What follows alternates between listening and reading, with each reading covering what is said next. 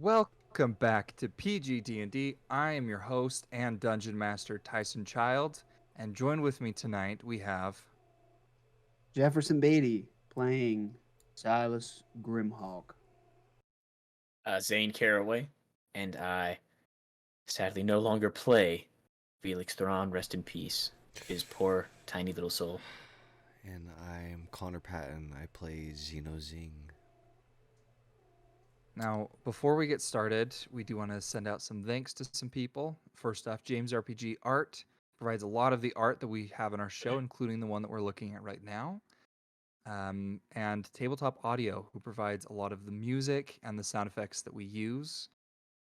Tabletop Audio is free, so go check it out. Check both of them out on Patreon. They're amazing.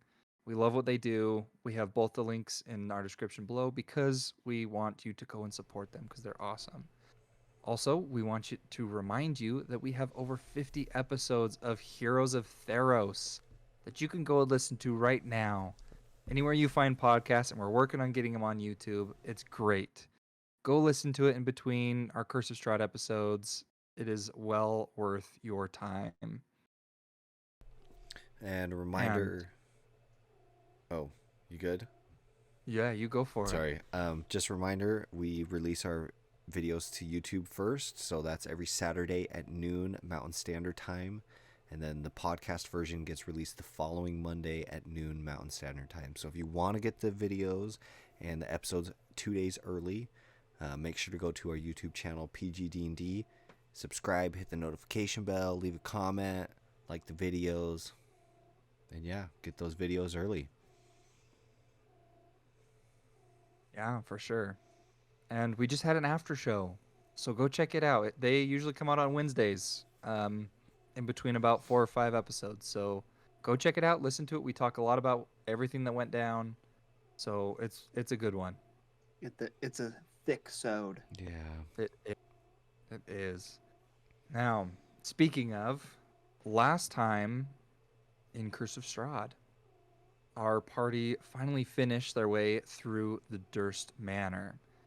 And they began on stumbling upon a altar, or a shrine, more like, with a dark figure that was covered in shadows. They did a little bit of exploring and found some interesting things, along with Mrs. Durst.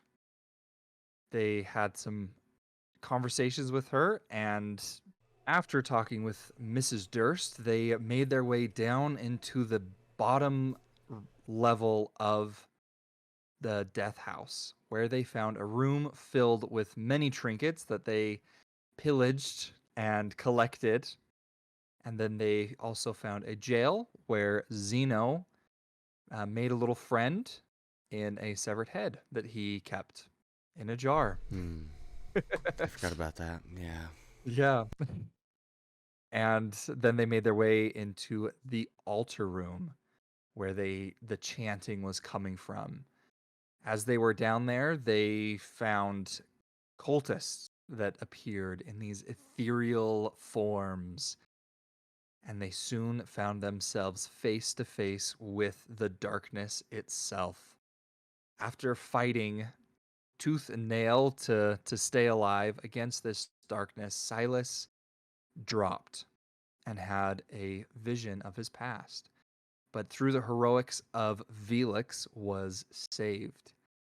And Vilix also did the final blow of the darkness. And as they ran through the house, the Durst children holding it together as they left, the house crumbled. And they found themselves face to face with Count Strahd von Zarovich, who talked with them and offered what he claimed as gifts. And after a snide remark, he killed Vilix right before the party. And he turned to them and he said, "Welcome to Barovia," and strode off on his horse. And that is where we are going to begin our session. As Silas and Zeno, you find yourselves at this place that was once the Durst Manor, but is now an empty lot. Laying before you is Vilix. His corpse is no longer gold, but his skin is almost pale. And there is a blood-soaken handkerchief, a white handkerchief, laying on his body, and it has etched into it Strahd's crest.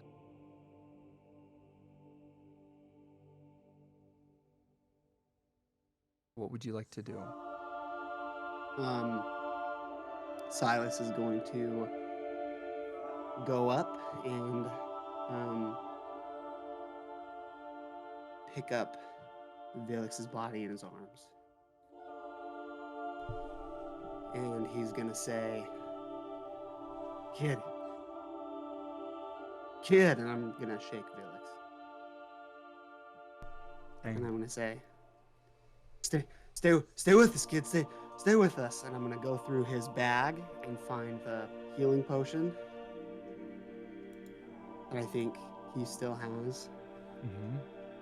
And I'm going to pull the cork and I'm going to pour it into his mouth.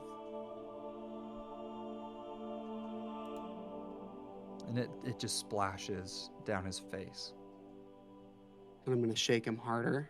And I'm going to say, come on, kid. This ain't funny. This is not a time for pranks. This isn't funny. Wake up. Wake up. Seriously, Vilix, it's past the point of funny. And I turn to Zeno and I say, magic, use your magic. Bring him back. You got magic, right? You can do that. Magic can do that. It's magic. Use it.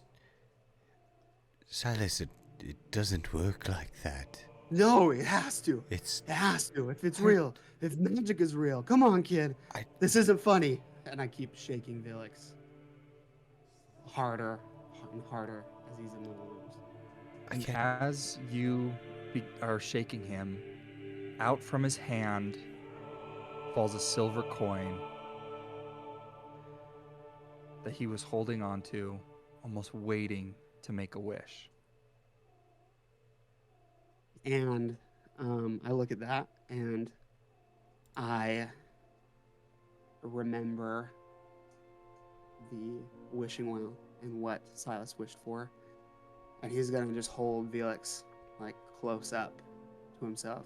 Is Vilix himself, like, was there blood coming down from his neck onto his clothes or anything like that? Or did Strahd suck him dry? There's no blood. Okay. Just a little bit that was left over. Okay. As Silas holds Vilix tighter, he's gonna sort of pull him down, and he's gonna stare up at the sky, and he's gonna yell at the top of his lungs. He's gonna say, "You helped me before. You brought me back. Do it again. Trade me places. Make me a deal. I'll do anything. Anything." I'm gonna wait for a response. There's nothing. Just silence. And I'm gonna set Vilix down. I'm not gonna quite drop him. I'm gonna set him down. I'm gonna stand up, and I'm gonna look up at the sky and I say, "That's it. Nothing. You brought me back for this. For this." And he's gonna run down the road in the direction that Strahd rode off in. I'm gonna try and stop him. Silas, you can't. Okay, yeah, let's roll a pose. I'm gonna try and get out of here. So I've got a -1.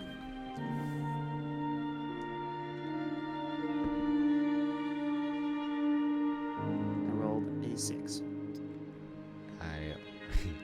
-1. Uh-huh. I rolled a 5 -1.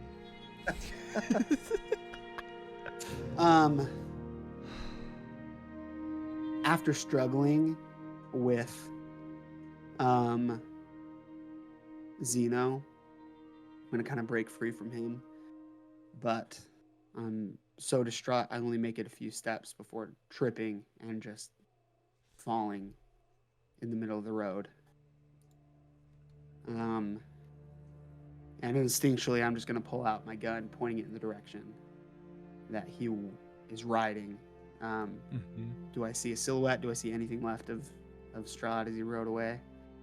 You see a faint glowing in the distance that's almost far away, and you can't tell if it's on the path or above, like in the tree line, but there's a faint glow of the flame from his horse. Okay.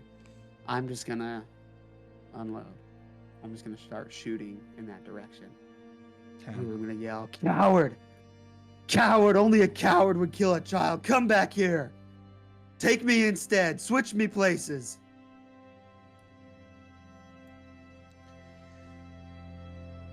So, I mean, obviously I'm not gonna hit him. Because I've just got my revolver. But I would shoot all 6 shots. Okay. In that direction. And then when I hear the click of the final bullet, I'm just gonna throw my gun into the dirt, and I'm just gonna hang my head there on my knees in the middle of the road. And I'm just gonna whisper to myself, "It should have been me. It should have been me. It always should have been me." Are Vilix's eyes open? Yeah. I want to go over to his body and kneel down by him and look into his eyes.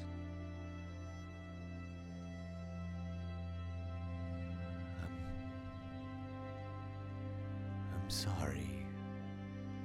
And I'll just put my hand over his eyes and close his eyes. I'm sorry we failed you.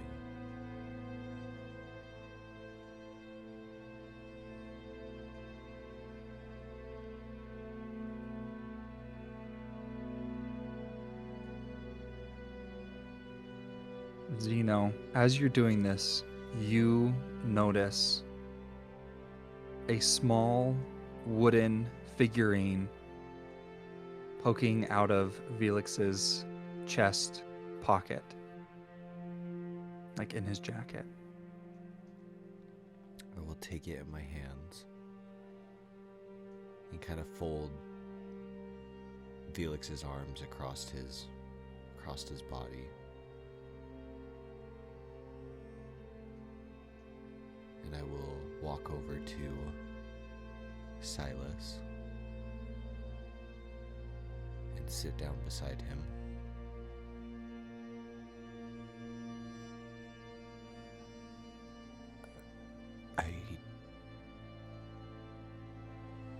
I'm sorry I can't bring him back.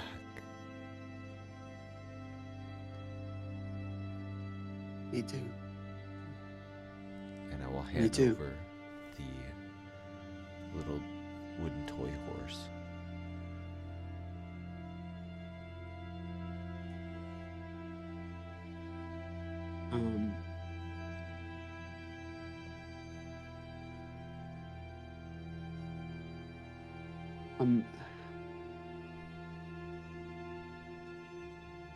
Silas takes it. And he says, "You know, I was making him a set."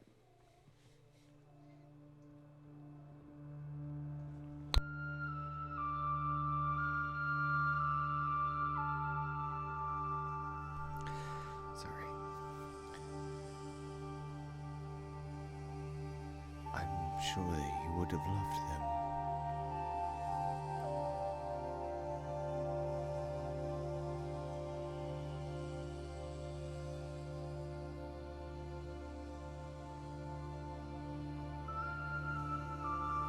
we do wrong?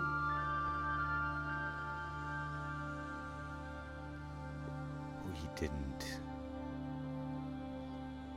I didn't take the threat seriously. Who killed the kid? I thought we were monsters.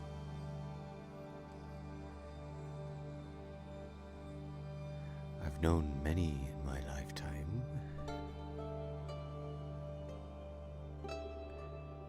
But I've never seen such blatant remorselessness.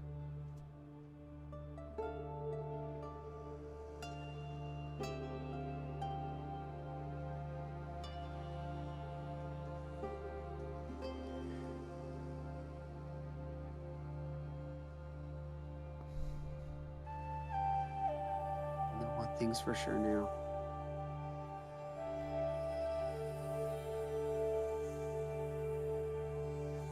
This is hell. And I'm gonna stand up.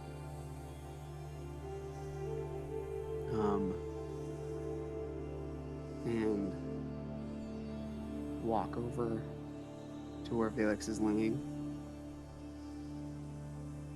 And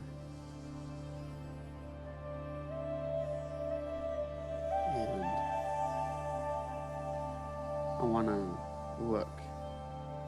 Are we like just on the side of the road? Is this a clearing in the woods where what looks like is around us? Yeah. Aside from where the home, like the manor used to be, there is a small shack next door. A little garden area that's unkept and a fence around you. But besides that, it's forest and fields. And I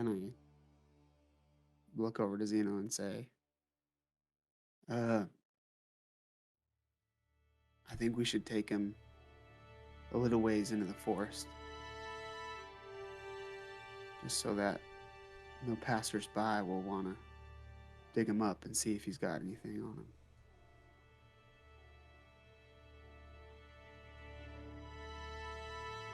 It doesn't feel real. It all happened so fast and I couldn't do anything.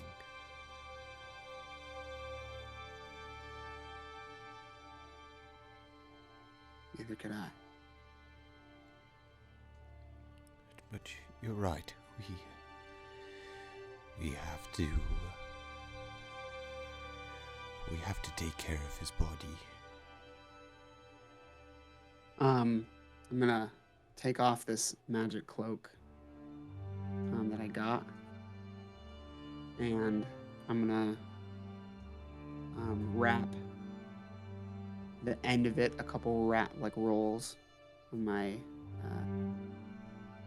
my lever action. And then I'm gonna turn to Zeno and say, I don't want to move him much, but will you help me? We can carry him in. Of course I will. And then I'd just find a stick or something, a sheathed sword or something long that we could do with the other end, essentially making an impromptu stretcher. Yeah, and you're able to find something. And as you tie it together, you feel as light rain begins to fall around you. Silas looks up as this happens and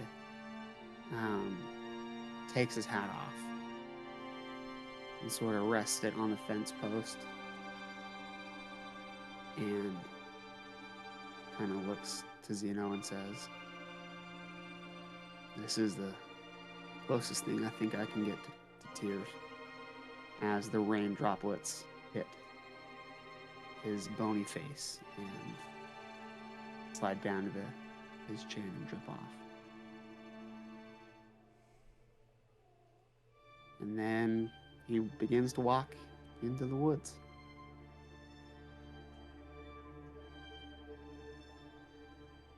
Just before we head off, I want to pick up Silas's gun.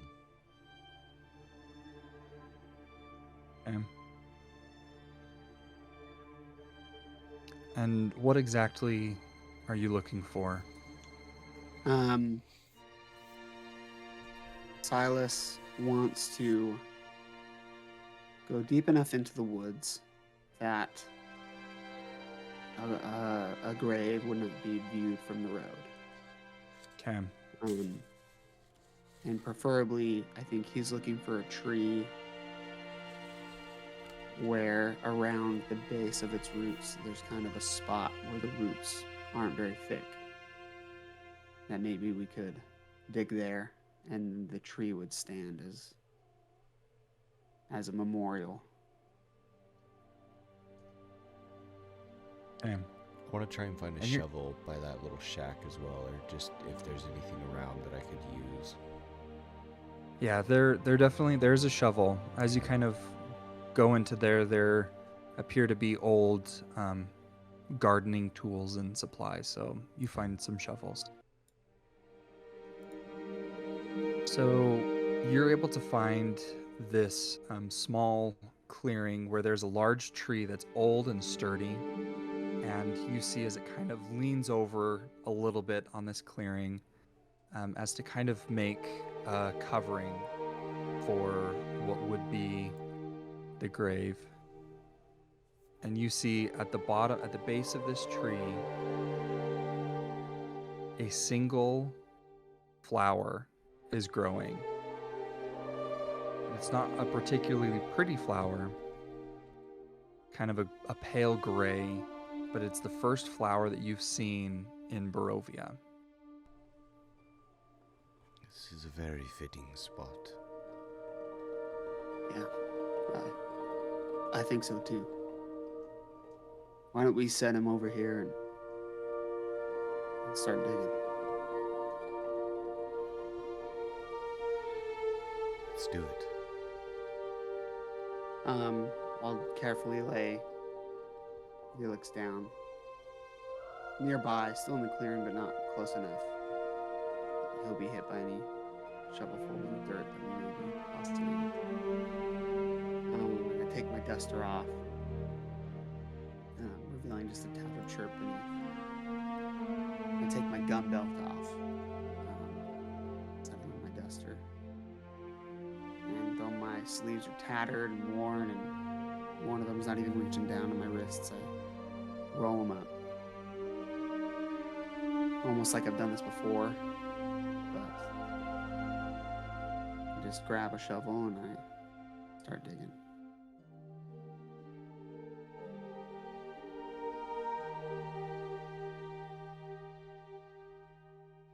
And as you guys dig, you find that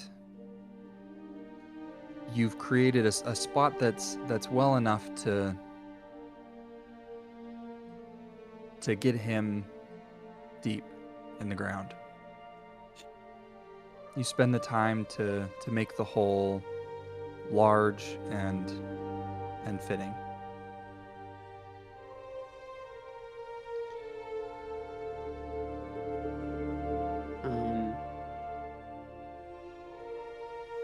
Once it's deep enough,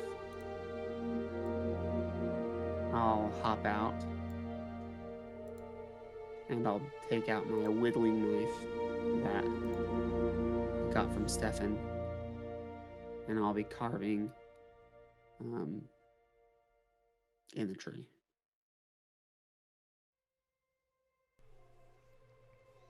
As he is doing that, I'll just take all the stuff of importance off Felix's body, mainly just like the bag of holding and no personal effects.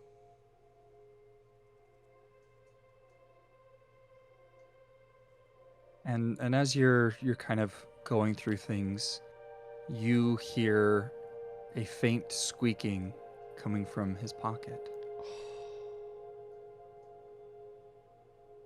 I immediately stop. Do I hear it too, or is it too far away? I immediately stop carving, and like my head turns directly to the body, and I run over. I'll be pulling Squeaks out of the little pocket.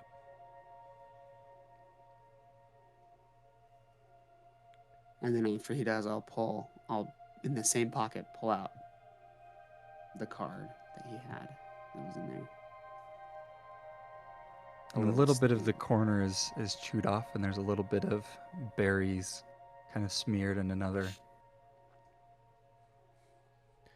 Squeaks, you weren't supposed to do that. It was his, it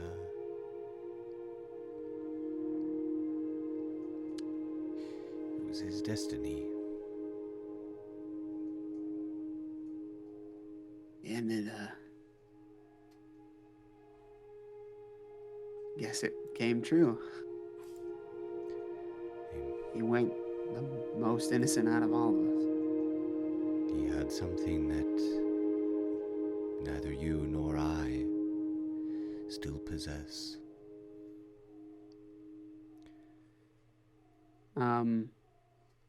Is there anything else on him? Jewelry or anything else of significance?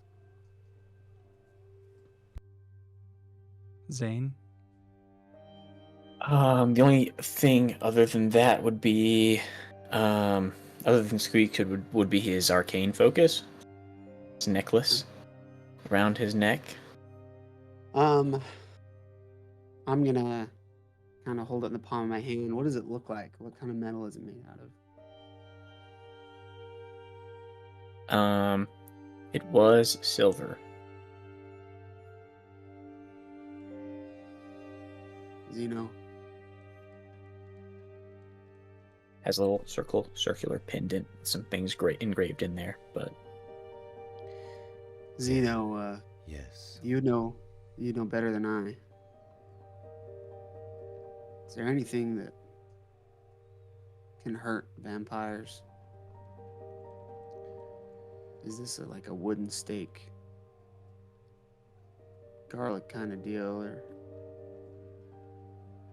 I wish I could tell you. I've heard stories, but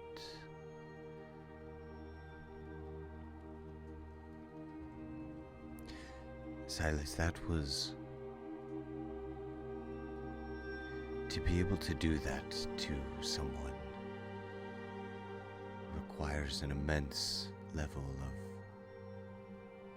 Malice. yes, and power. That's not an ordinary Heartlessness. everyday occurrence. I mean, that was I've never encountered that. I'm gonna undo this pendant.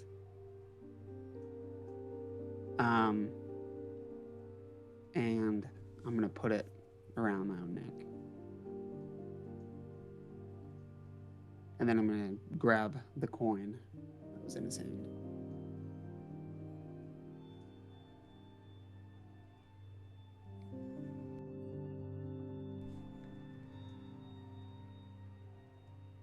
I mean, if that's any precursor to the horrors that lay ahead. But then I turn to him and I say, nothing can outmatch the horror of this. I was going to say, I'm at least As glad that Felix went quickly. And I stand up and I kind of start dragging his body to the hole. You can help me? Of course. And put him in And then I'll finish inscribing this tree.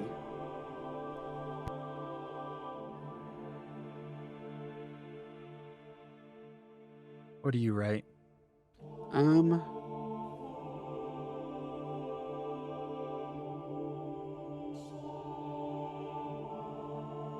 gonna write Vilix Thrawn, sort of in big letters, big block letters. And I'm gonna kind of like carve the bark off so that I am working with the lighter wood underneath, so it looks like a plaque almost. And like peel the bark off in a circle. And at the top I had Vilix Thrawn. And beneath it I will have written friend to all.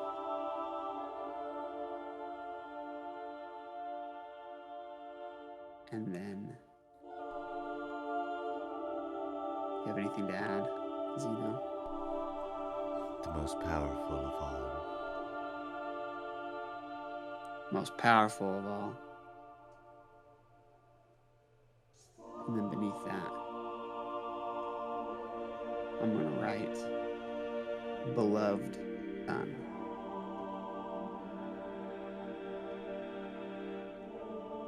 And then I'm going to stick the carving knife into the tree. And I'm going to kind of stand staring at the grave.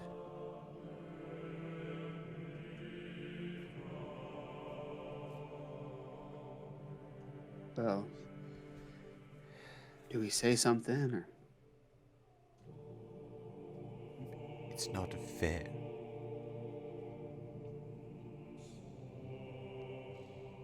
No, it's not fair that the boy gets taken. And we're left here. When I know rightly that both of us deserve to be down there more than he.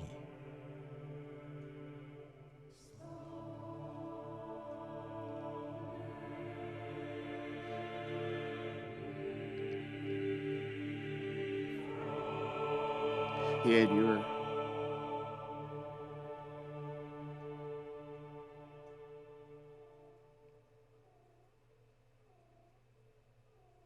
you're the only light in this dark, God-forsaken place.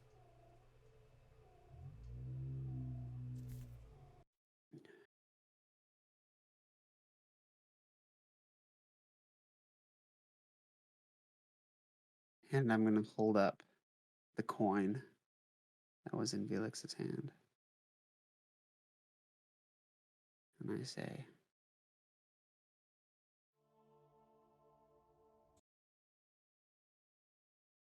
time for wishing is over.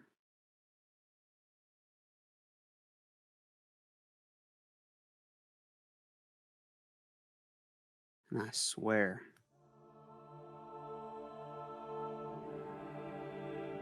that I will kill Strahd von Zarovich or die trying. And I'm going to pull out my deck of cards, which is in my shirt pocket. And I'm going to put inside it Vilix's card. And then in it, I'm going to put this coin. Close the box and put it in my pocket. And then I'm going to set the horse down next to the flower.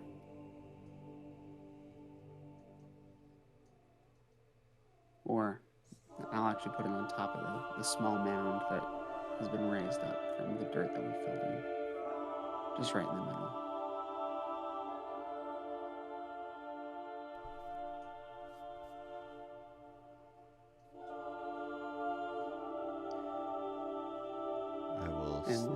Go ahead. Nope. I will step up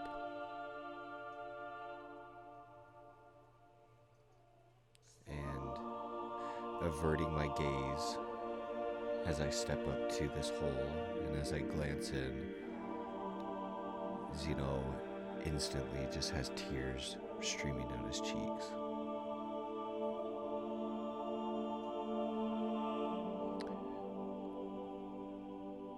I'm sorry I yelled at you.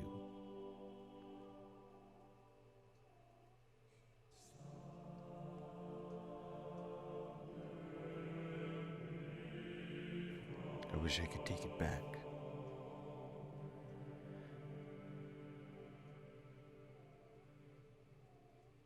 I think you would have liked it in there.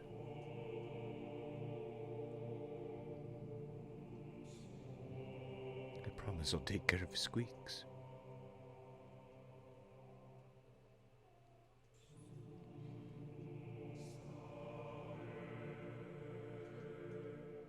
I hope you're at peace now, Vilix. You... Of all of us, you deserve it.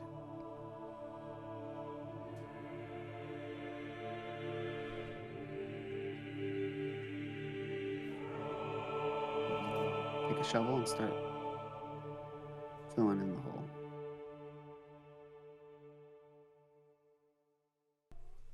As well.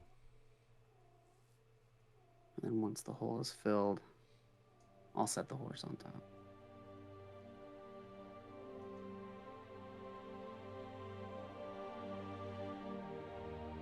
And what time is it? What time of day is it? Can we tell at all? It would be about late afternoon or so.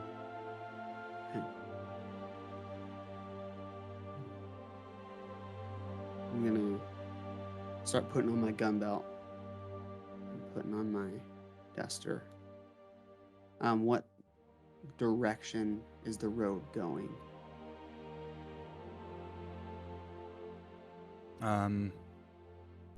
Be west, I believe. Yeah. And as I start putting my things on quickly, I'll pick up my gun and I'll load up. Do you give me back my revolver that I tossed? Yeah, as I see you getting all your stuff on, I'll walk up holding your gun. Okay. You're gonna need this if we're gonna kill him. Yep. And I unload it and quickly reload it right now. And then I start briskly walking into the forest. And I say, he's headed west. He's on a horse. He'll double our speed. But if we continue quick enough to the next town, we might be able to get some horses. We might be able to follow him wherever he's going. I'm sure he lives somewhere where people know where he's at. If he's the baron of this land, then we should be able to catch him soon enough. I prefer to get him on the road, but if we have to wait until he gets back where he's going, then we're just gonna have to barge our way in. Silas, we can't. And I'm starting to check all my guns at this point. We I'm can't. topping everything off We to can't. make sure everything's still. We have to. And I start going. And I kind of look up. And I said, we only got a few hours of daylight left. Hopefully we can reach town by then. But if you're okay going, I prefer that we just don't stop at all. We just keep going. We'll come right here, right now. Listen to me. I understand. And I promise we will do something about it. But we can't. As unironic as it sounds, Vilix was the most powerful of all of us. And it took less than 6 seconds for the most powerful of us to be where he is. We can't. I know you want to.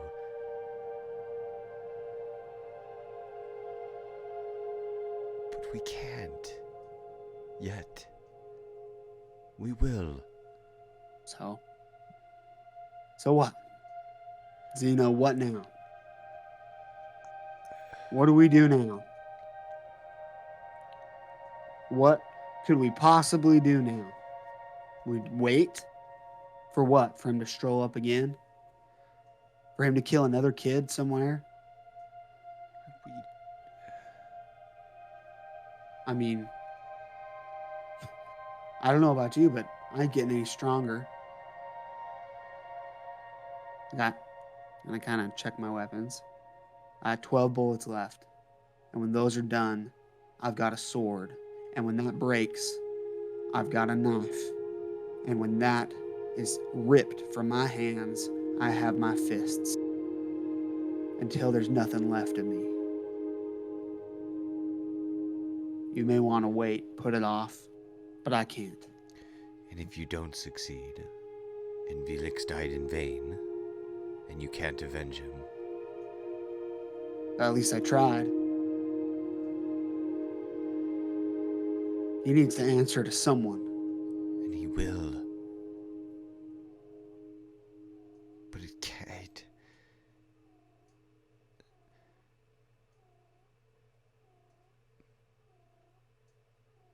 It can't be now. It can't Why be not? today. Because Why not? it won't work, and then it'll all be in vain. This time we know, right? This time we know. We didn't when he showed up. You said yourself, no one could have guessed. Well, now we know. That level, We can make a plan. We can do something. Why else did that witch bring us here if we aren't supposed to be the ones to kill him? Why else didn't she bring Vilix here? Because if it's not us, then she brought him here to die for no reason. And then it's her. She's the one I gotta go kill. Someone has to answer to it. Not tomorrow. Not next week. Not in a month. Not when another child is ripped from a family to come here and walk with monsters.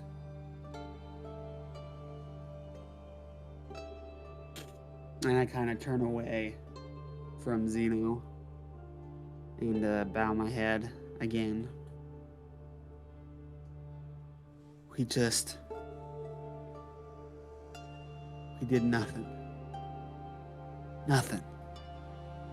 That's why Vilix is dead. I cannot do nothing now.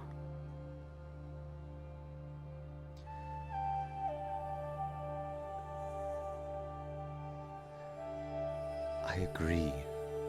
Something has to be done. But charging headlong into an unknown enemy who just proved that he's powerful beyond all of our capabilities is not the answer. It's not, Silas. Well, then where do we find the answer? I don't know, but charging in isn't it. Please trust me on that. If you trust me on anything, please don't do this now. It will happen. But if we were brought here to end this, and if we charge in and fail, then the cycle continues. More kids die, more people get trapped here, more people can't leave, all because we decided to rush it.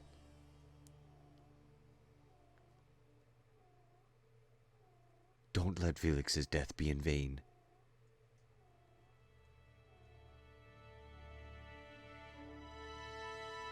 Fine. We wait.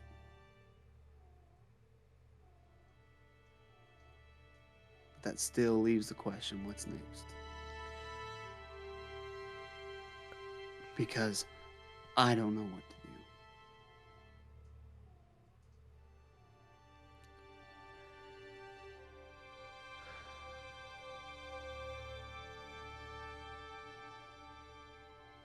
For one of the first times in my life, I don't either, Silas. Everything I thought about this land is so much worse. We seek out Madame Ava. We try and get to know this area better. I don't know, try and make friends.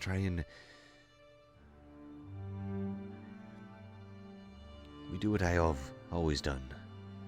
We make friends. I can't do that. You can learn. No, because the last friend I made was just murdered.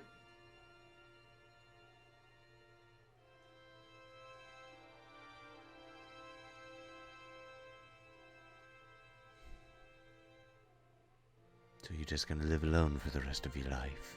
Yes. I got a feeling that it's better off that way. Whatever life I had before this one couldn't have been any different. Well, I know from my life previously that you're wrong. But if that's a lesson that you have to learn by yourself, then I care about you enough to let you learn that lesson. Though I truly hope you won't, 'cause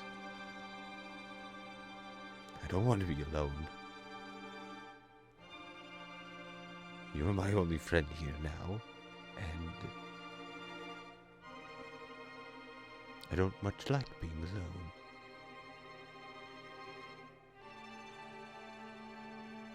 But if you're gonna go, then go.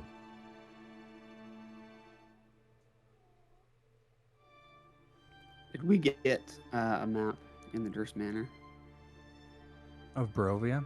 Mm-hmm. No. Okay. And we don't have one at all. Nope. How far away do you think this town is?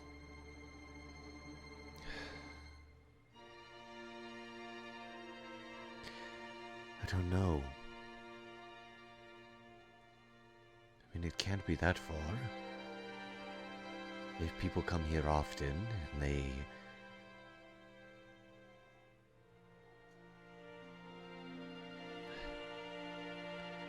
I mean, we have one direction to go. And if we just stick to what our same agreement we've had this whole time. Let's get to this town. We find out a little more, and we take it from that point.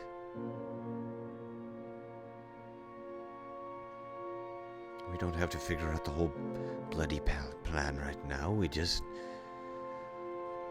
finish today. And then tomorrow we wake up and we just finish tomorrow, and we just do that. And everything else will...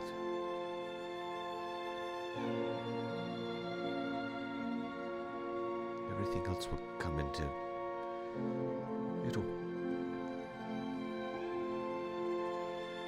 I don't know if it'll work out, but it's at least better than doing nothing and just focusing on the future and what the end goal. If we don't focus on today, then we'll never see the end goal.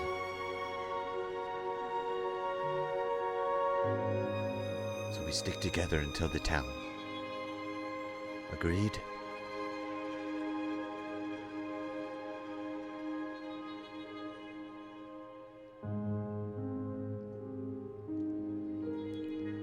I'm gonna look around. Do I see Lancelot? Yep. He's kind of close by. I pick up my helmet from the fence post. Look up to the sky one last time. And just let the rain help my face. And after a minute or two, I put my hat back on. And call back and say, "Come on, Lancelot, go, boy." And I just start walking down the road.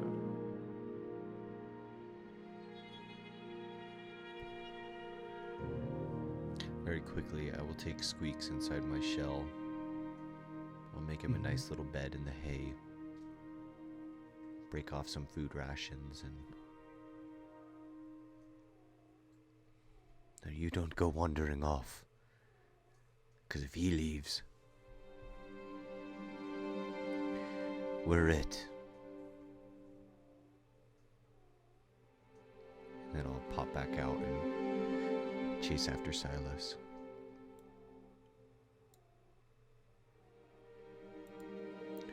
I know you don't remember, Silas, but I get the feeling you've had a lot of loss in your life. And I have a lot of empathy for you.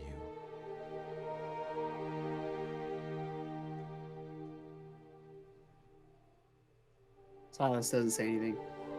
He just walks silently facing down the road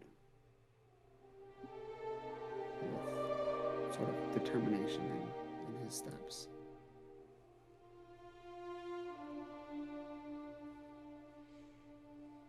Yeah, I think I'll just silently walk alongside him. Maybe giving him a little bit of space, letting him walk ahead of me. And just keeping my eye out for a good place to camp before it gets too dark. Okay. And if we can't find anything that seems good, let me know. Actually, as it's starting to get dark, can we do a little time skip here? Is that okay? Or do you have something, Tyson? No, go for it. Okay, so just before it's about to get too dark,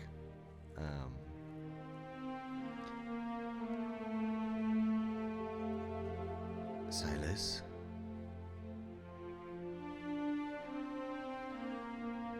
Silas just kind of turns his head. If you want,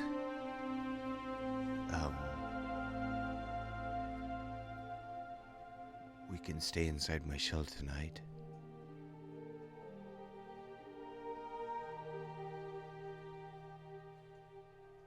It's more comfortable, I assure you.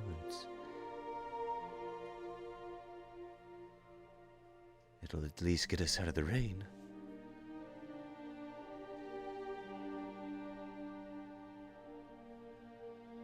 Please?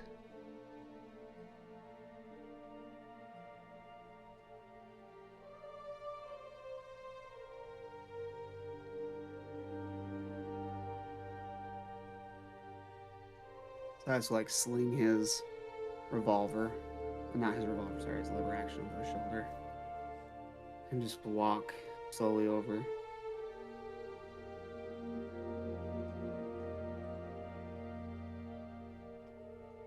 To Zeno. Okay. I'll just kind of take the shell off to the side of the road, kind of park it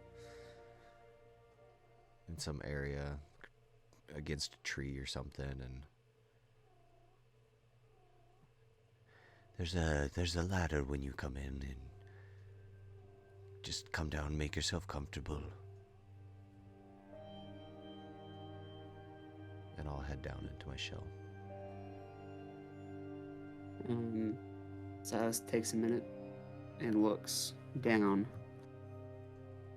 into this black hole and begins to go down inside.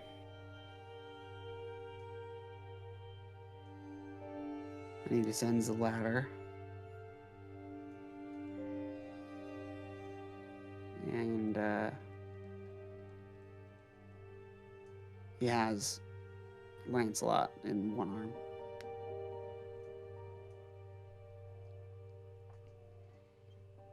And he'll kind of look at where Zeno is down here.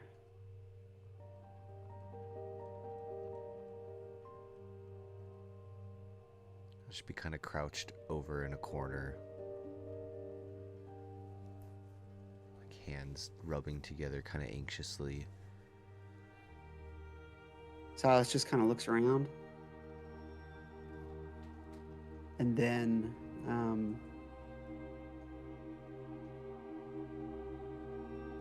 without a word, sets Lancelot down next to Squeaks in the hay. And then sits down. You say there's like a table? Yeah, there's some chairs. And you say that there's a fireplace? Yeah. Okay. He kind of sits up against the fireplace. Sits down on the ground, like on the side of the fireplace. And doesn't take anything off. He sits up with his back up against the fireplace. Lever action over his lap. Not in a way that he's worried about Zeno at all. But he'll take out his deck of cards and then dump out the coin and then just sort of turn it over in his hands.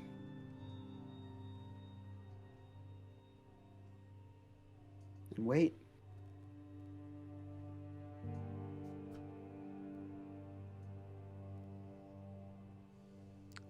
All I'm gonna say is Zeno just kind of, you can see him relax, and I thank you for trusting me enough. And then I'll kind of scurry over to the pile of hay and get Squeaks and Lancelot comfortable and doze off. Silas would wait until Zeno is well asleep, and maybe a little longer than that, 30 minutes, an hour after he falls asleep. And then I'd like to silently get up and climb up the ladder.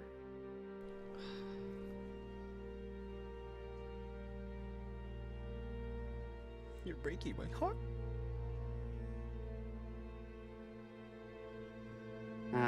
I'll be stealthy about it, so I mean, I have a 12 passive.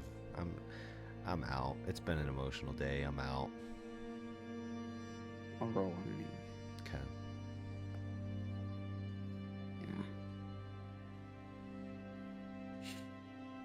Yeah. And sort of at the top of the ladder, I'll look down at the hay that's at the bottom with Lancelot and Squeaks and Zeno. And Silas will say very quietly, "Good night, friend." And then he'll climb up all the way out of the shell.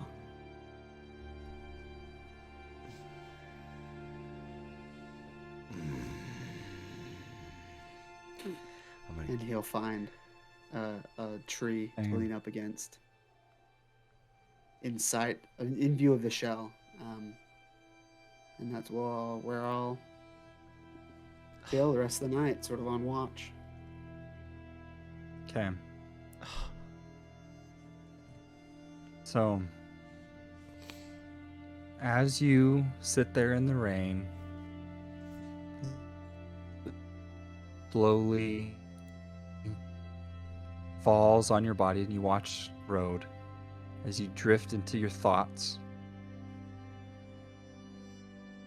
You are left alone all night to think and to ponder. Now, we're going to take a little break. We're going to shift gears. Zane,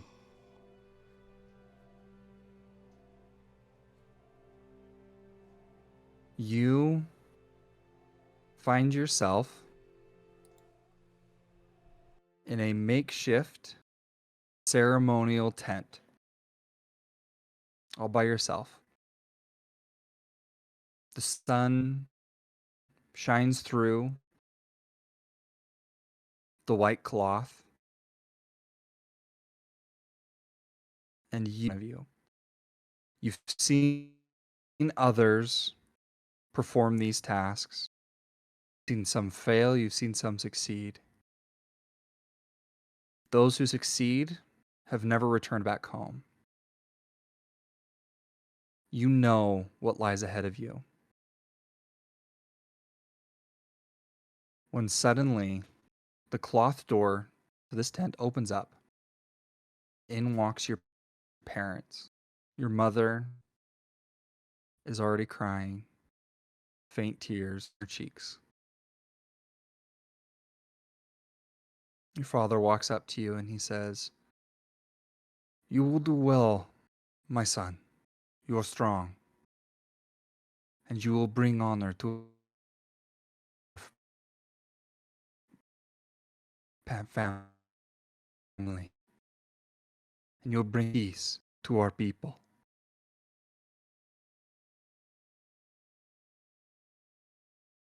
Thanks, Dad. I know it. And your mother walks forward and she says, "You will be the first to make it back home. I can feel it. No matter what happens, know that we are proud of you."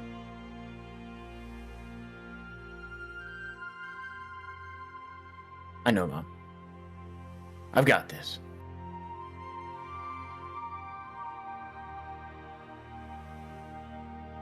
And your dad You looks know at me. you. "Yes, you're strong. And if you pass these challenges ahead of you, this will be the last time that we will get to speak to you before you leave. So I want you to have this." And he grabs the ring off of his finger and he slides it off and he hands it to you. And it's just a simple ring and it has your family crest on it. Would you like to describe what it looks like? Yes. My family crest is an upside down hammer. It's like just the big blocky like Thor's hammer, like a Mjolnir kind of styled hammer. And there's several little magic stars that twirl around it.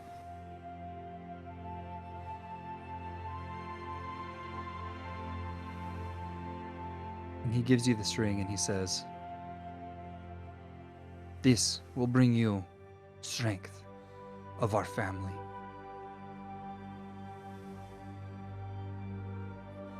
And he puts it in your hand. Thank you, Dad.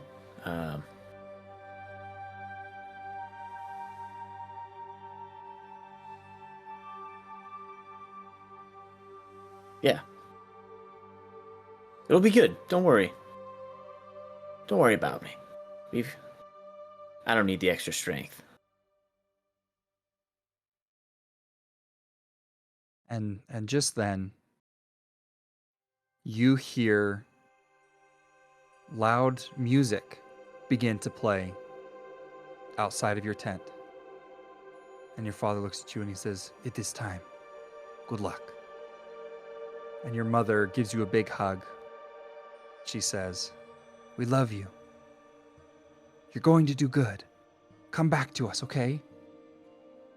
You got it. I'll see you guys in a jiffy. And your father holds open the tent, the door, and you find that you're looking into. Let me pull up this picture real quick. Do I have a second alone by myself in the tent?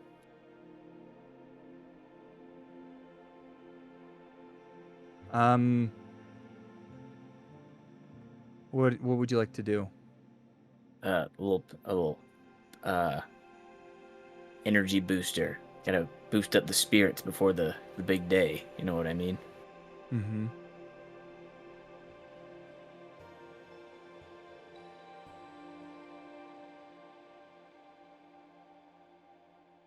Okay, what is it that you want to do? He just starts to talk to himself. And he just says, "All right, come on. We're gonna be a man. Today's the day. Not just a man, the man. Alright? Yeah.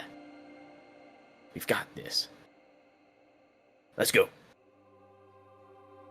And as you leave this tent, you are outside. And there are dark stone ruins all around you. And people, groups of people, are scattered throughout. Some are playing music, others are cheering, but they're all watching you. And before you is a path that leads up to a stone platform with a Gothic archway in the back. And standing in front of the arch is a priest. You know him very well. He's been your same priest of the tribe for your entire life. And he holds in his hand the Blade of Many Shadows. It's an intricate dagger that seems to almost be radiating shadows. And you know that this blade has been passed down through your tribe for hundreds of years. You're very familiar with this. And the priest standing on the platform says, as you're walking towards it, "Today we gather to see this boy, Killian Runeforge, to see if he is worthy of the title of man and worthy of the gift of shadows." You see the crowd kind of erupts around you. "He will be tested in his heart, in his mind, and his body. And if he is found worthy of the gift, he will be set on a quest to destroy the bane of our forefathers, the devil himself." And the crowd kind of hisses at this. "If he is not found worthy, he will remain a boy until proven otherwise. But he will not be given the chance again to receive this gift of shadows from henceforth." And as you are entering up onto the stage, he says, "May the Morning Lord help him on his path."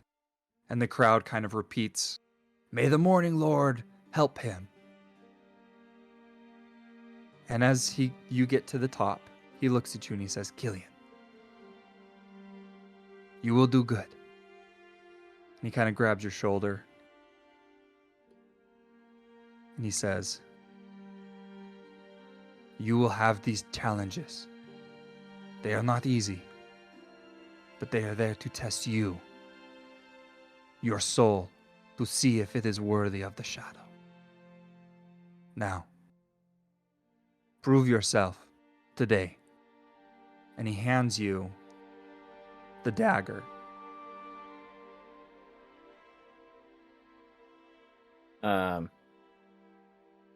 I take the dagger from him, kind of hold it for a sec, give it a little shake. In nervousness, just kind of maybe procrastinating a little bit. Big day, big chance. Thanks, Chief. Any tips before we get things rolling? Nope. Okay, that's fine. We're just gonna go for it. And then Killian takes the dagger and he puts up his palm. He slices down it. As this blade opens up your hand, the shadow that was once radiating off of this knife seems to go directly into your body. And it goes up your veins, throughout your body, and into your eyes, and your eyes fade to black. And then you find yourself in an endless room with black metal floors and no ceiling. Fog and mist surround you. And in front of you stands a large scale. On one side sits a crystal heart that is weighing the scale down on the one side. On the other, there's nothing. It's empty. And you hear a disembodied voice echo throughout the room. Your heart is heavy with the sins of your past. You must give up your demons and clean your soul to balance the scales.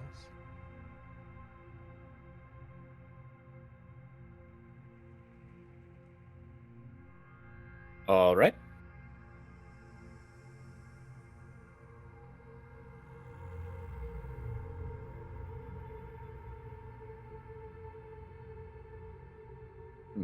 Never been very good at riddles.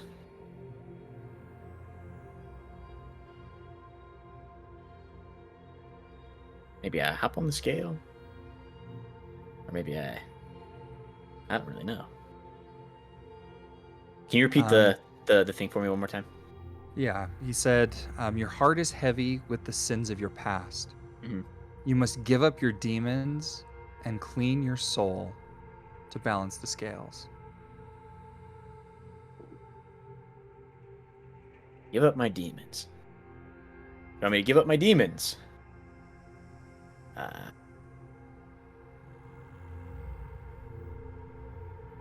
You got me. I peed the bed till I was 12. Is that it? Anything happen? You see that the scale flinches, but returns immediately back to where it was. So close.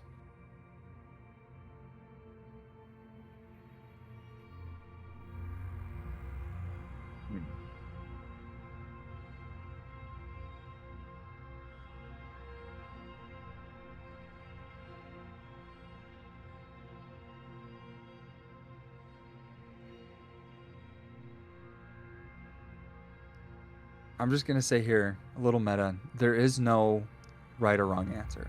There's no right or wrong answer. There's no right or wrong answer. I didn't think there was, except for the peeing in the bed till I was 12. Yeah, I assumed that was the wrong answer, but I meant for it to be. It's definitely the right answer, actually. I'm trying not to interrupt, but I love him so much. Jeff's still salty a little bit, and you know what? Understandable. Honestly, I have to say, I mean, this is definitely an app for that after show thing. This is tough for me, guys. I miss Vilix so much, and I'm like trying to be like this is a totally different person in a different world, like in a different situation. So it sucks that I have to be like, you know, this upbeat person right now. But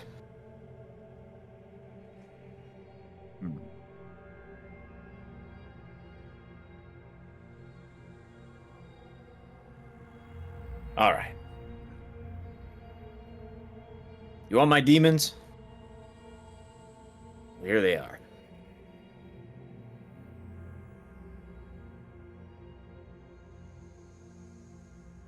You know, I don't think I've ever said this out loud, so consider yourself lucky. But every day, my family tells me that I'm gonna be the one.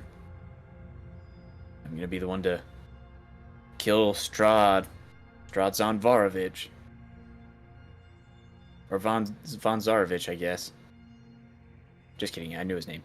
Tell me that I'm gonna be the one, and to be honest with you, I don't see it. I don't see. Nobody else has made it back. They all travel away to this distant land, and I never see them again. And I don't think that I can do it.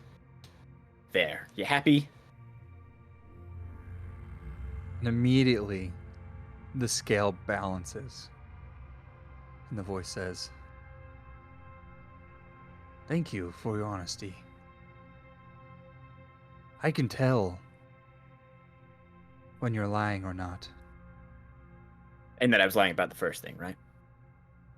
Well, you know the answer to that one. But I'm impressed. Your heart seems capable And as he says that, the scale melts into smoke and kind of fades away. And as the smoke leaves, a new scene appears before you. And where the scale once was, now is an endless cliff with two large bird cages hanging over the edge. And they're just out of arm's reach. And inside are various figures. The voice again speaks to you. Before you lays a riddle. In one cage, there is a king. He is a fair ruler who looks over many. And in the other cage are common folk. A small group of people who don't amount to much as far as wealth is concerned, but their families make up the cornerstone of society. You must pick which cage falls and which one does not. Your task is to save as many as you can.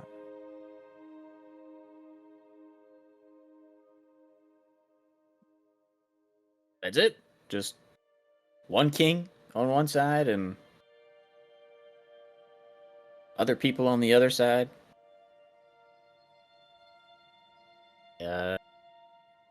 Choose the king. Easy. Math. And as you choose to save the king. Am I Oh no, correct? not to save the king, to kill the king. Okay. Sorry, my bad. And as you make this decision, the king falls. And the cage with the people is left standing. And the voice comes again and says, "Now, why have you made this choice? Why did you not save the one who has influence over many? Why did you choose the small folk?" Why did I choose the small folk? Well, I guess if you want me to get all sentimental on ya, I have a small family, and they're very small folky, and not kingly. So I guess I see the value in the small people, and they're truly the ones that matter.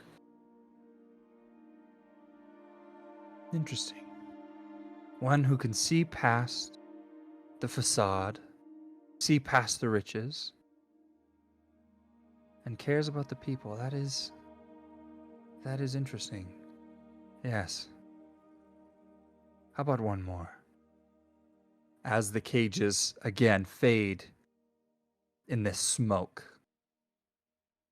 you see that now this smoke seems to envelop you. And as it fades away, you find yourself wearing a suit of armor.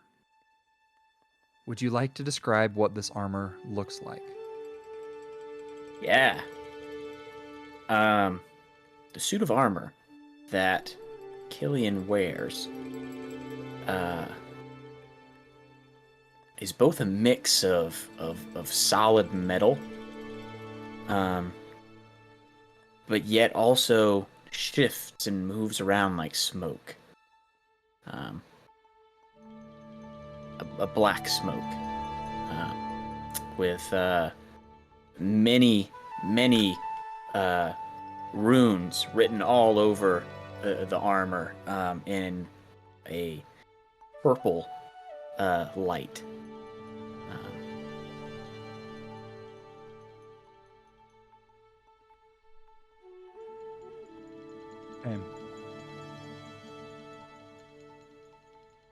And the voice again comes to you. Before you lays a difficult task, one that many before have tried and failed. This is but a mere fraction of the power that stands before you. if you wish to vanquish it, you too must grow in strength. Ew. What is that? And suddenly, the smoke begins to swirl and grow into this column, and a form begins to appear. And then it solidifies. And you recognize what stands before you as a young vampire. And it bares its teeth at you and leaps forward. Now, roll initiative for me. Ah, nice.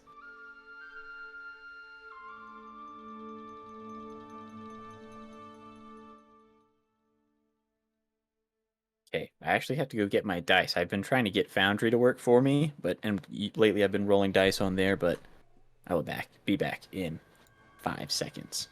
Okay. Because it's not working. So, yes, I set up these playlists, but I just have to say that tonight the music has been so crazy on point. Oh It's my been gosh. insane, dude. Like the transitions and stuff, I'm not I even agree. doing them. I literally, it's Oh. happened like 6 times, and I literally have not been doing it. Yeah, they have. It's been so good. It's been I just want to so say, Perfect. good. because we can talk about it more in an after show, but that's gonna be in a little bit. But man, that role play, guys, like, Yeah. oof, oh my goodness, Jeff's kiss. Zane, oh my goodness. What's up? you dude, I'm honestly a little sad you haven't been in Foundry tonight because the music has been insane. Like the Oh, transitions dude, and stuff I have j- been bonkers. Like Just so on point. so perfect. Agreed. So perfect. Like 6 or 7 times. And I haven't even been doing anything. It's just been like, oh, that song's ending right as we're changing a scene. It's That's awesome. nuts. Yeah. Let me try like one more time before and see if it'll let me in. you just have, like, a because gray I screen? do. Yeah, it's been Okay, just so open a new gray. tab With and the- then redo it. Oh, it just worked. It just let me in. Perfect. Okay, let me turn up my music so I can actually hear it. Can't hear anything at the moment. Yes, I can. Okay, that's crazy. The music, it's been so good. It's been You'll so have to go back and watch it. 'Cause, Yeah, man, Yeah, it would be I- worth it just for absolutely. It's been, yeah. Oh, dude, this music is good. Okay, Okay. Roll me that initiative. all right.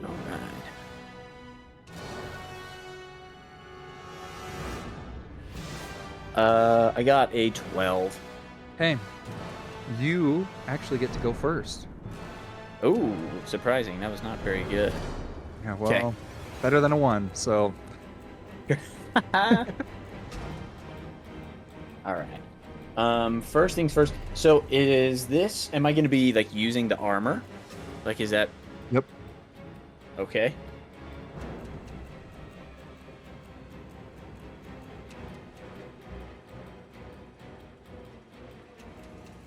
All right.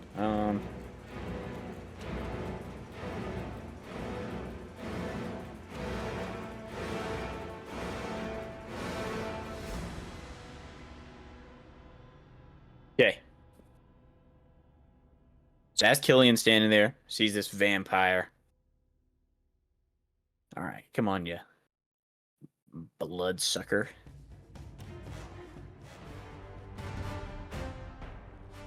He's just gonna run up and just go to punch this thing right in the mouth.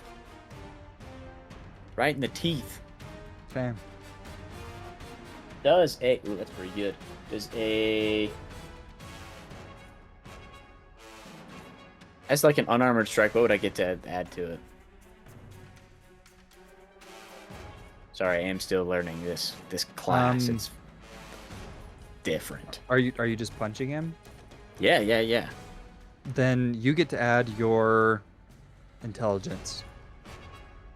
Nice. Okay, I got a 19.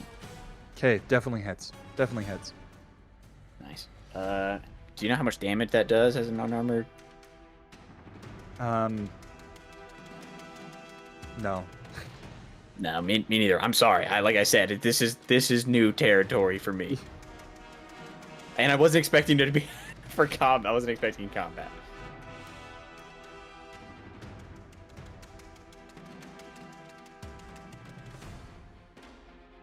What do you say we make something up just for the Yeah, go ahead and do a 2d6 for being in this misty realm of some sorts?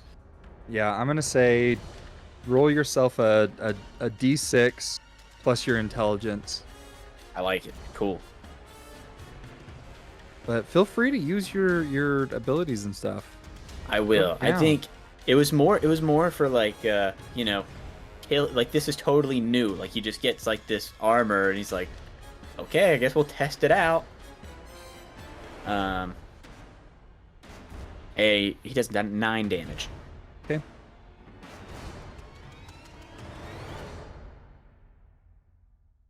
And this thing kind of staggers back a little bit.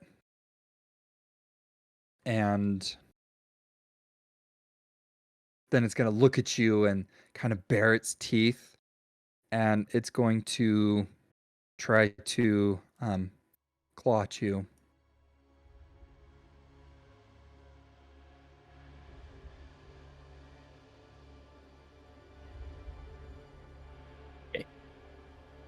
Okay, and does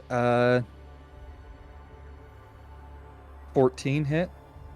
14 does not hit. Okay, does a 17 hit? 17 does hit. Okay.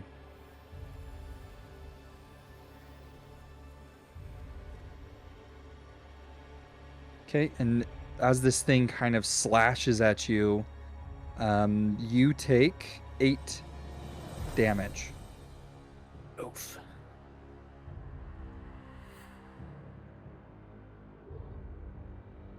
All right. Came to play. Killian's gonna run up to the vampire. I'm gonna cast Thunder Wave.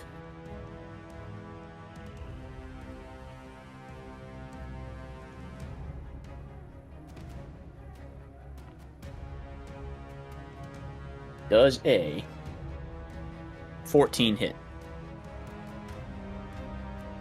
A 14 does hit. Thank goodness. It's okay, so a-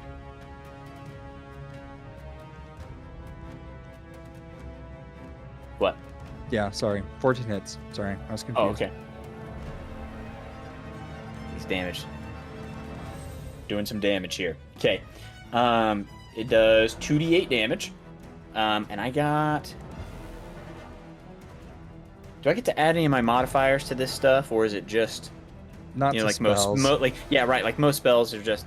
I just wanted to double check. Yeah. So I do 8 plus 7, 15. Sorry, that's not 15 damage. That's math. Is it not Where's 15 damage? Matheson? What the No, heck? It's 15. It's 15? You're right. Okay, I was right. I second guessed myself. And he is pushed back 10 feet away from me. Okay.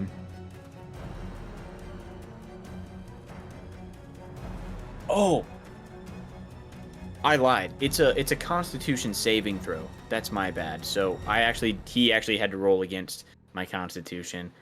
Okay. Yeah, that's my bad. But we can keep it if you want. Hey, yeah. I'm sorry, I didn't read the spell all the way. No, you're good. Yeah, it would hit otherwise. I rolled anyways, rolled really low, so it hit. Zane knows just as much about the suit of armor as Killian does, so it all checks out. Okay, and then this thing's gonna stand up and it's gonna do the same thing. It's gonna kind of get on all fours and run at you, and then go to bite you. It's gonna claw you and bite you. Come on, let's go, Killian. Let's go. Oof, and a 10 misses. Let's go. Nice. And then it's gonna try to bite you. Ooh, a 24. That definitely hits a Okay. little bit. So it's not able to bite you, but it's going to get another claw in there. Try to slash at you. All right, man. Eight more damage. This thing's consistent. Imagine if Killian dies literally before he even makes it to us. Roll up a new character. Roll up a new character. That's funny. It's like, well, that was cool to see, I guess. At least we weren't emotionally attached to him, right? Yeah. Yeah. Yes. I don't know. We'll see. We'll see.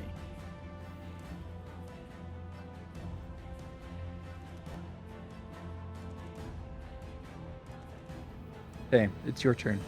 All right. I am Killian. Going to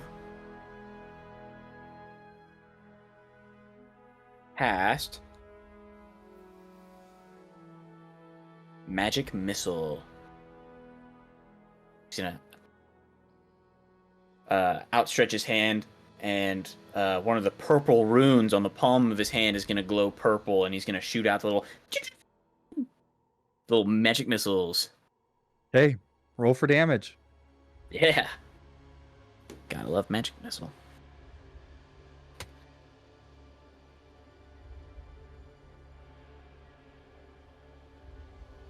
Eight damage. Okay.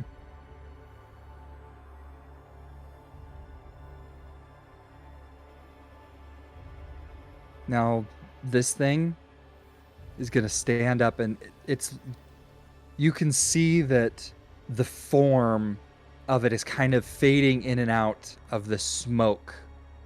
And then it kind of brings itself into a solid form again. And it's going to try to jump on you again. With those claws. Yeah, you like that? You like that, you little bloodsucker?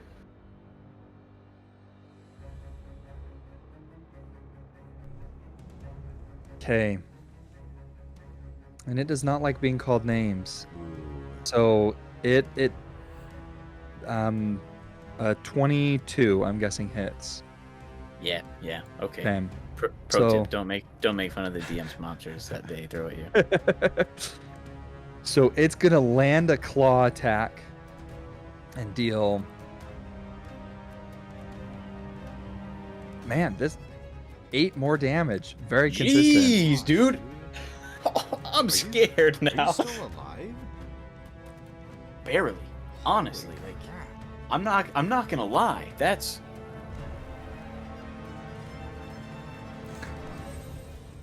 How many characters are you gonna have to re-roll before you actually make it back into Yeah. the story? I'm not making it easy on him. I actually want to try this.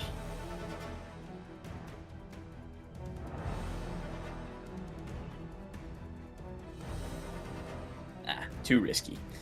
Okay. I think I only have first level spells. Am I wrong there? Am I wrong in saying that? Oh, no, I think you do. Yeah, I think I only have first level spells. I just wanted to double check. Yeah. Yeah, you should only have first level spells. You know what he is? Yep. Yeah, he does. I had to ask Jefferson. I texted Jefferson, what class is he?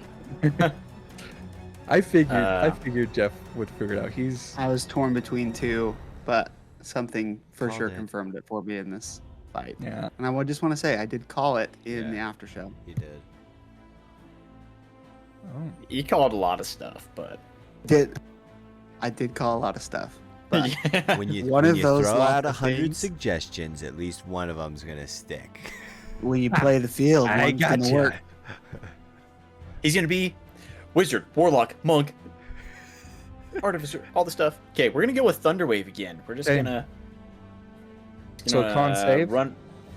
Yes. Yep. He's gonna run right up to him and just like charge up this big blow, and all the runes are gonna glow on the armor, and he's gonna let it out. Okay.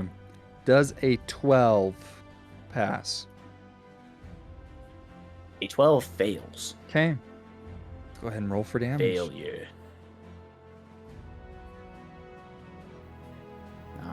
Nice, not bad. 9 damage. Oh Okay. wait, no, yeah, that's everything. Okay. And you blast this thing, what, 10 feet back? Yep, 10 feet. Okay, perfect. So as you do this thunderwave and you blow this thing back with this sound of shockwaves, how does this spell? How do you do it? What do you mean? How do I do it? Like, are you like Hulk smashing your gauntlets together, or is it coming out of you? It was more like or... It was more of like I said, like all of the runes on the armor kind of glow, and he kind of like charges up, and he kind of like lets it blast out. Okay, I like that. And as this energy blasts this thing back, it lands on this almost mirror-like metallic floor. And as the body hits, it disperses into smoke. And the voice comes on again, and it says, "Interesting. Now, how do you believe that you have done in these tasks?" I think I did pretty dang good, if you ask me.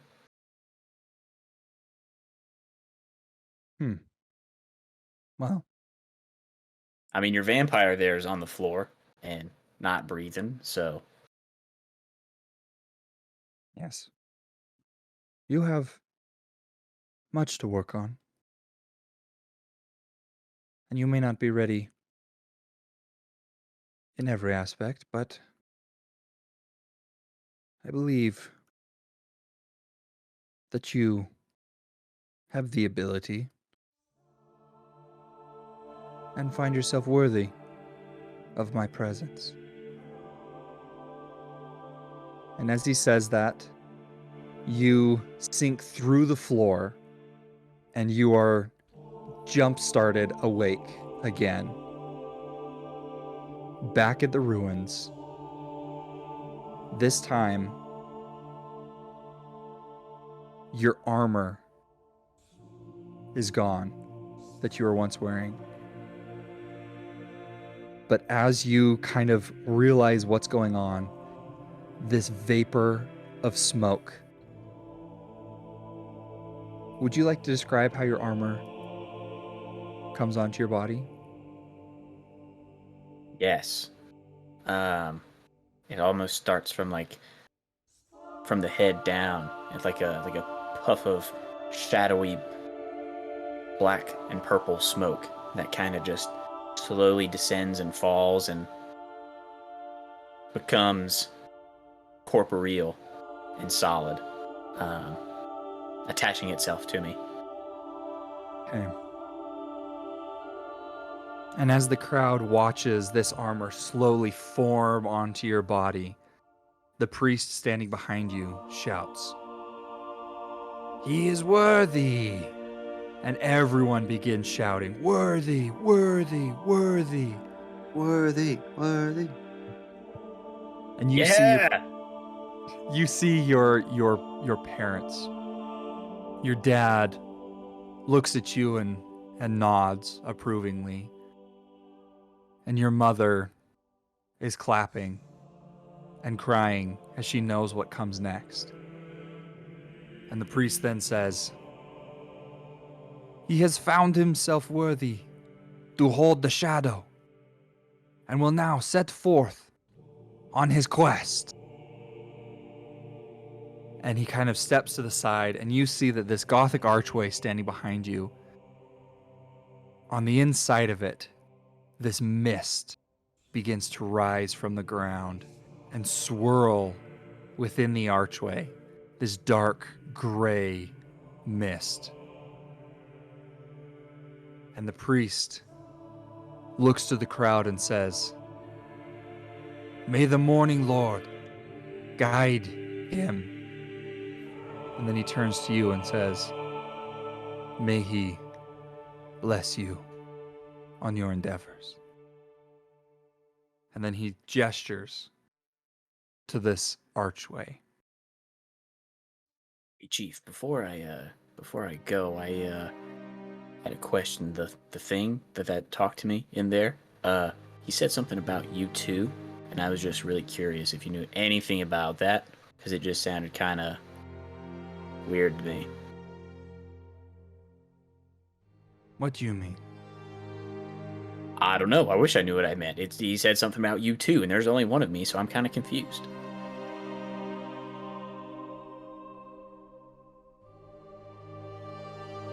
I'm not gonna lie, I honestly don't know what You you're talking about. when we were in like the ritual room and stuff like that, the voice was like, "You two are gonna have to get along." I think he meant like you as well will have to get along, like everybody else before you. Like you too will have to get along. Yeah. Oh, okay. I misunderstood that. Yeah, it was probably a double O2, not a Gotcha. TWO. I thought it was just a TO. Well, you would be wrong. Just kidding. I actually We're just thought it all was, confused here. I actually thought it was a T with a U with an accent over it, like. I It was a thought he double I said- thought it was Spanish. positive. I thought it was That's two, toe. you know, like tu hablo español was, you know, the two that I thought. Anyway. I thought it was two with like a little the upsilon or whatever, you know. I don't know, but okay. Anyway. Thanks, Chief. And he turns around. Yeah, I'm Killian, and I'll see you guys in a couple of weeks. And then I'll walk through the mist. Okay. And as you enter this mist, you find yourself in the swirling void of black. And the voice comes into your head and says, now that we are one, there is a gift that I would like to bestow upon you. A gift that I have given all of those that have gone before you.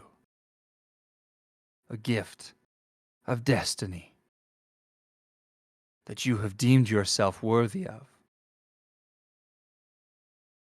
Now you are only the next of many to follow after this great mission of your ancestors. Your journey is one of honor and duty. You have the destiny to avenge your ancestors and bring peace to the land of our forefathers, to my land. The shadow, I will guide you and lead you on your journey to victory. In your future lays a path of vengeance and mercy. You will be the Avenger. And as he says this, a single card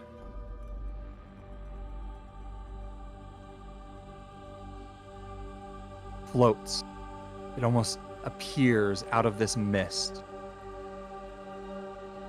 Can you all see this, by the way? Okay. Yes. Oh yeah. And it appears in your hand, and you see your card says the Avenger on it.